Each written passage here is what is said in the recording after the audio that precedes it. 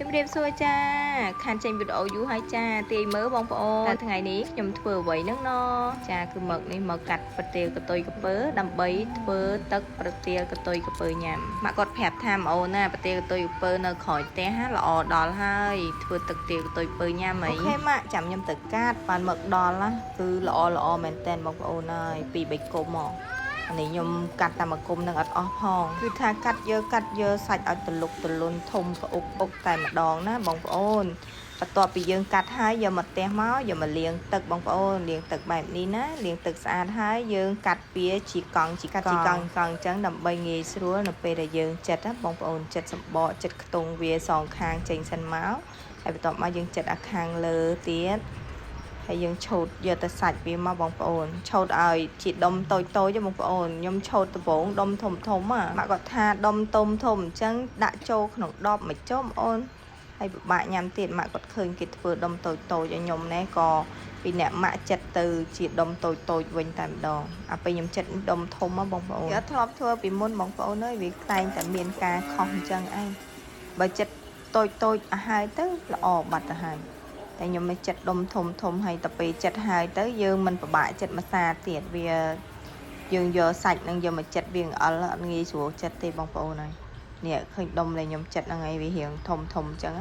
ខ្ញុំគិតថាបើធំអញ្ចឹងគុជវាឆ្ងាញ់តែក៏ពិតអត់ទេអាតូចវាឆ្ងាញ់ធំចេះយើងចិត្តនៅធំអញ្ចឹងវាស្ងោរងាយឆ្អិនហើយពេលដែលយើងទៅពីសាច់វាទៅវានៅអល់តិចណាបងប្អូនយើងហាន់វាតូចបងប្អូនពេលស្ងោរឆ្អិនណាពេលទៅពីទៅឆ្ងាញ់ហើយអត់មានធំក្លិនទេយើងដាក់ទឹកមកលាងទឹកវាបងប្អូនប្រទាលកតុយពើដល់ពេលយើងចិតហើយហ្នឹងយើងត្រូវតា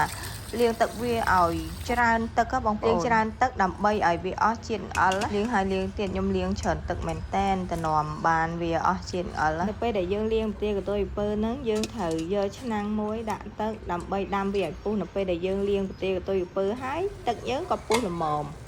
ហើយបន្ទាប់មកយើងក៏ដាក់ស្លឹកតើយចូលណាស្លឹកតើយនេះខ្ញុំដាក់វាឲ្យពុះយ៉ាងយូរដែរដើម្បីឲ្យវាចេញក្លិនស្លឹកតើយនឹងឲ្យឈ្ងុយសិនណានៅពេលដែលវាស្លោកស្លឹកហ្នឹងហើយมันវាជះក្លិនឈ្ងុយក្នុងទឹកយើងហ្នឹងហ្មងហើយបន្ទាប់មកយើងដាក់អាប្រទាលកតុយពើដែលយើងលាងហើយហ្នឹងដាក់ចូលទៅបងប្អូនដាក់ចូលបានមកសន្ទុះឲ្យវាពុះហើយបន្ទាប់មកខ្ញុំក៏បានដាក់ស្ករដែលខ្ញុំប្រើហ្នឹងគឺជា brown sugar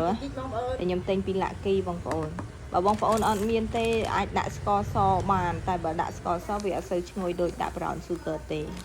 បន្ទាប់មកយើងយកវែកយកមកកូរដើម្បីកុំឲ្យវាកកនៅក្រោមដើម្បីឲ្យស្ករយើងនឹងរលាយបានល្អ